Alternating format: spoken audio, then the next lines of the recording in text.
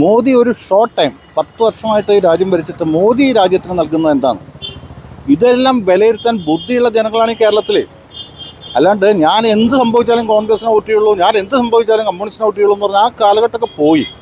ഇപ്പോഴത്തെ പിള്ളേരൊക്കെ നല്ല വിവരമുള്ള പിള്ളേരാണ്.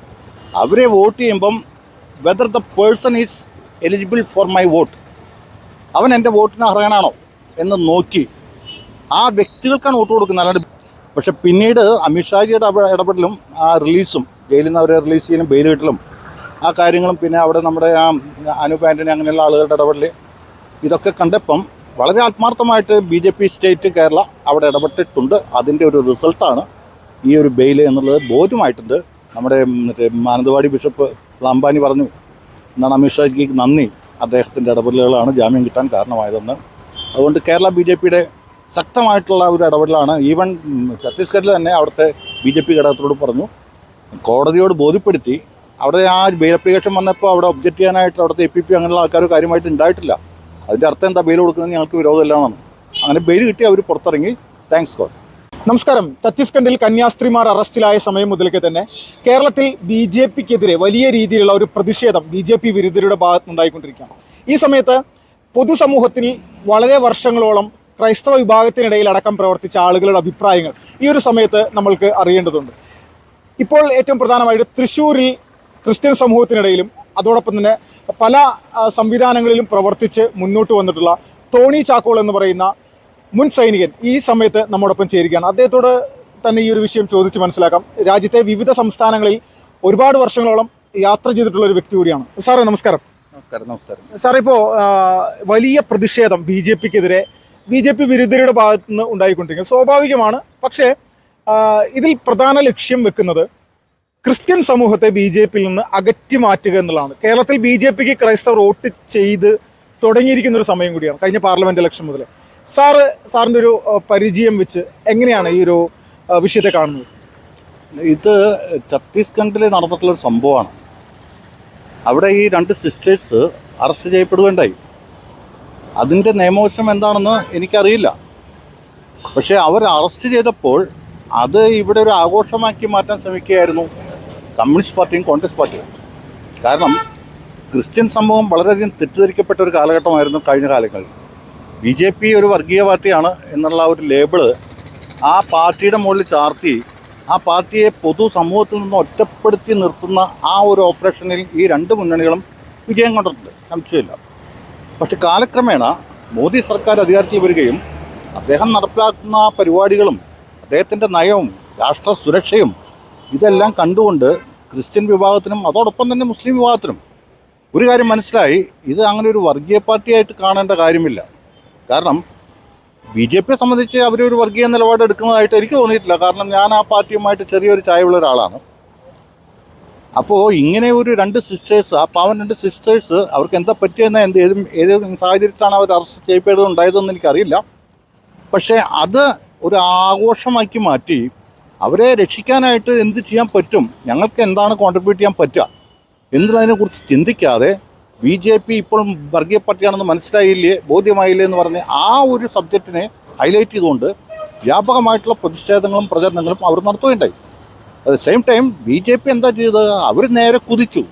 ഛത്തീസ്ഗഡിലെ ഈ സംഭവ സ്ഥലത്തേക്ക് നേരെ പോയി, അവിടുന്ന് നേരെ പ്രധാനമന്ത്രിയുടെ അടുത്തേക്ക് പോയി അമിത്ഷാജിയെ കണ്ടു. ഒരു കാരണവശാലും ആ പാവങ്ങളെ ക്രൂശിക്കപ്പെടരുത്, അവർ തെറ്റ് ചെയ്തിട്ടില്ലെങ്കിൽ അവരെ വിട്ടയക്കണം. തെറ്റ് ചെയ്തിട്ടുണ്ടെങ്കിൽ ആര് പറഞ്ഞാലും വിട്ടയക്കാൻ പറ്റില്ല, കാരണം കോടതിയും ലോ ആൻഡ് ഓർഡർ അങ്ങനെയാണ്. പക്ഷേ ആ ഒരു BJP സ്റ്റേറ്റ് ഘടകത്തിൻ്റെ ടീം BJP സ്റ്റേറ്റ് കേരള, ഇവരുടെ ആ നിരന്തരമായിട്ടുള്ള ആ സമ്മർദ്ദവും അതുപോലൊപ്പം തന്നെ അവർ ചെന്ന് പ്രധാനമന്ത്രിയും അമിത്ഷായും കണ്ടതിൻ്റെ അടിസ്ഥാനത്തിൽ അവരുടെ ഡയറക്റ്റ് ഇടപെടലുകൾ, ഇവൻ സുരേഷ് ഗോപിയും അതിനകത്ത് ഇടപെട്ടിട്ടുണ്ട്. ആ ഇടപെടലുകൾ ഫലം കണ്ടു, അവർക്ക് ജാമ്യം കിട്ടി.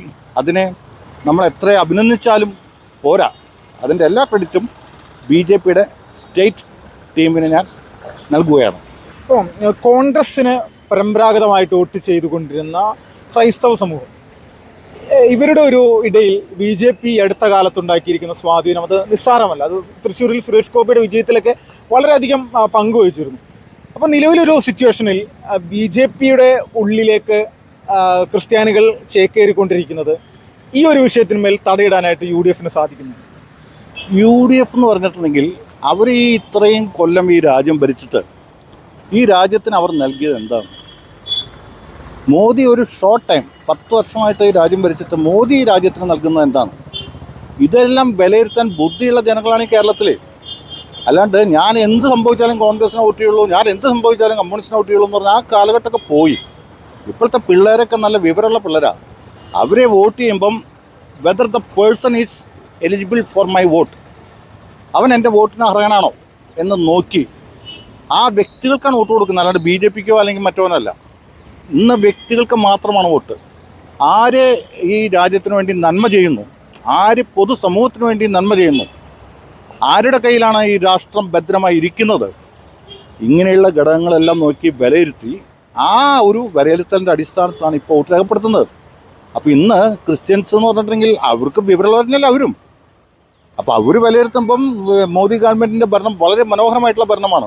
ഇപ്പം നമ്മൾ കണ്ടില്ലേ ഈ അടുത്ത കാലത്ത് പാകിസ്ഥാൻ്റെ സൈഡിൽ നിന്നുള്ള പ്രശ്നങ്ങൾ, മറ്റ് രാജ്യങ്ങളിൽ നിന്നുള്ള പ്രശ്നങ്ങൾ എല്ലാം എത്ര മനോഹരമായിട്ട് നേരിട്ടു. അപ്പോൾ രാഷ്ട്രം സുരക്ഷിതമാണ്. നിങ്ങളൊന്ന് ആലോചിച്ച് നോക്കൂ, താലിബാൻ പോലെയുള്ള ഒരു സംഭവം നമ്മുടെ ഈ രാജ്യത്തൊക്കെ വന്നു കഴിഞ്ഞാൽ നമ്മുടെയൊക്കെ സഹോദരന്മാരുടെയും നമ്മളുടെയൊക്കെ അവസ്ഥ എന്താ? നമ്മൾ അഭയാർത്ഥികളുടെ പോലെ ജീവിക്കണ്ടേ? ഇപ്പോൾ ഭക്ഷണത്തിന് വേണ്ടി ഗാസയിൽ കിടന്ന് കാണിക്കുന്നതായിട്ടില്ലേ?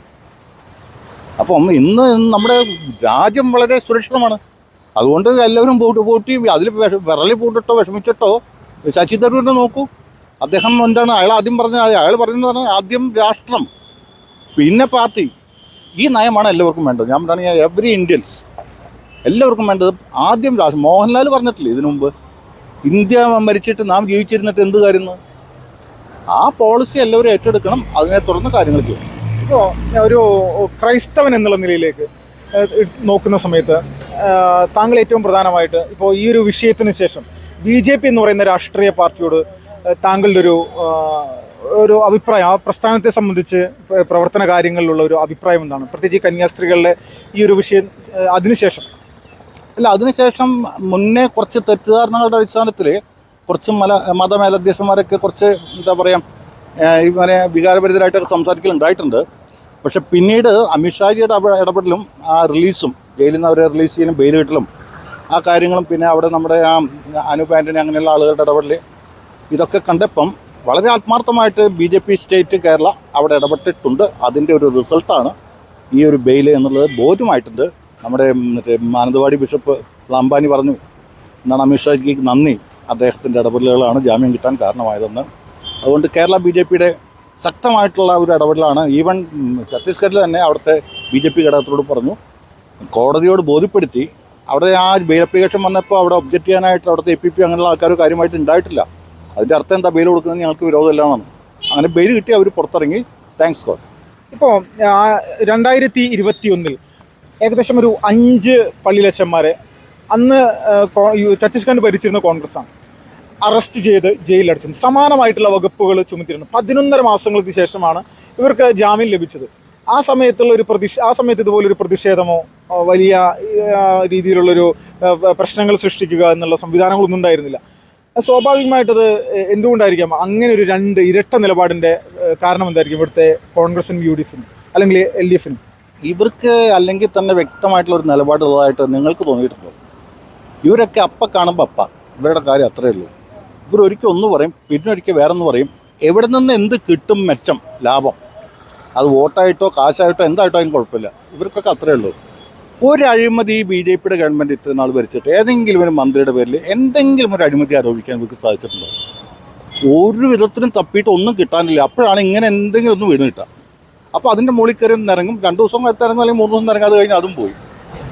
ഇപ്പോൾ ഈ പിണറായി വിജയൻ, നമ്മുടെ മുഖ്യമന്ത്രി, ആരാധനായ നമ്മുടെ കേരള മുഖ്യമന്ത്രി, ഈ വിഷയത്തിൽ ഇതുവരെ ഒന്നും പറഞ്ഞിട്ടില്ല കാര്യമായിട്ട്. ഇവിടെ കോൺഗ്രസ്സുകാരാണ് ഓളിയിട്ടും ബേളമിട്ടും ആദ്യം പ്രശ്നങ്ങൾ ഉണ്ടാക്കുന്നത്. കാരണം കോൺഗ്രസിൻ്റെ വോട്ട് ബാങ്കാണ് ചോർന്നുകൊണ്ടിരിക്കുന്നത്. ഈ കഴിഞ്ഞ ദിവസം മിനിഞ്ഞാന്ന് ഞാൻ മനസ്സിലാക്കുന്ന ഈ അയ്യന്തോൾ, 100 കണക്കിന് കോൺഗ്രസിൻ്റെ പ്രവർത്തകരാണ് BJPയിലേക്ക് വന്നത്. ആ മറ്റേ കരുണാകരൻ്റെ മോളുണ്ട് പത്മരാജി, ആ പത്മരാജിയുടെ വീട്ടിൽ വെച്ച് 100 കണക്കിന് കോൺഗ്രസ്സുകാർ, അതിൻ്റെ കുറച്ച് ദിവസം മുന്നേ വേറെയും കുറേ ആൾക്കാർ BJP ഓഫീസിൽ. ഒരു ദിവസം ആവറേജ് കേരളത്തിലെ 1000 പ്രവർത്തകർ മറ്റുള്ള പാർട്ടികളിൽ നിന്ന് ആവറേജ് ഒരു ദിവസം ഈ BJPയിലേക്ക് വന്നുകൊണ്ടിരിക്കുകയാണ്. ഇതെല്ലാം കണ്ടിട്ട് വിരളി പൂണ്ട കോൺഗ്രസ്സുകാർ. കമ്മ്യൂണിസ്റ്റുകാർക്ക് പിന്നെ അറിയാം ഇതിന് ആയുസ് കഴിഞ്ഞു, ഇതിൻ്റെ ആയുസൊക്കെ കഴിഞ്ഞു, ഇനി ഇത്രയേ ഉള്ളൂ എന്നുള്ളത്. പക്ഷേ കോൺഗ്രസ്സുകാർക്ക് അഖിലേന്ത്യാ തലത്തിൽ ഒരു ചെറിയ നെറ്റ്വർക്ക് ഉള്ളതുകൊണ്ട് കുറച്ച് നാളും കൂടെയൊക്കെ പിടിച്ചു നിൽക്കുന്ന ആഗ്രഹമുണ്ട്. അതുകൊണ്ട് അവർ കിടന്ന് വിരളി പൂണ്ട് ഓടി കിതച്ച് സഹി കെട്ട് ഇപ്പോൾ ശശി തരൂരിനൊന്നും പറയാൻ പറ്റില്ല, കാരണം പറഞ്ഞിട്ട് കാര്യമില്ല എന്ന് മനസ്സിലായി. കാരണം അദ്ദേഹം വിവരമുള്ള മനുഷ്യനാണ്, നിലപാടുള്ള മനുഷ്യനാണ്.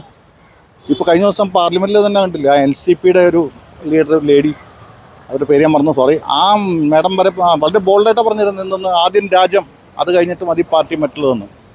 ഇത് തന്നെയാണ് എനിക്കും എല്ലാവരോടും പറയാനുള്ളത്. വളരെ നന്ദി സാർ, ഈ ഒരു സമയത്ത് നമ്മളോട് പ്രതികരിച്ചു.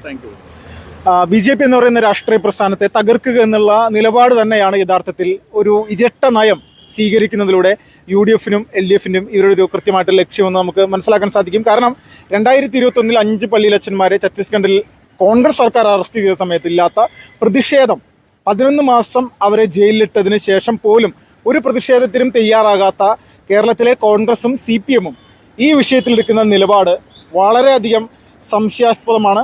ക്രിസ്ത്യൻ സമൂഹത്തെ BJPയിൽ നിന്ന് അകറ്റുക എന്നുള്ളത് മാത്രമാണ് ഇവരുടെ ലക്ഷ്യമെന്നുള്ളതിൽ ഒരു തരത്തിലും നമ്മൾക്ക് സംശയിക്കാതെ തന്നെ കൃത്യമായിട്ട് പറയാൻ സാധിക്കും.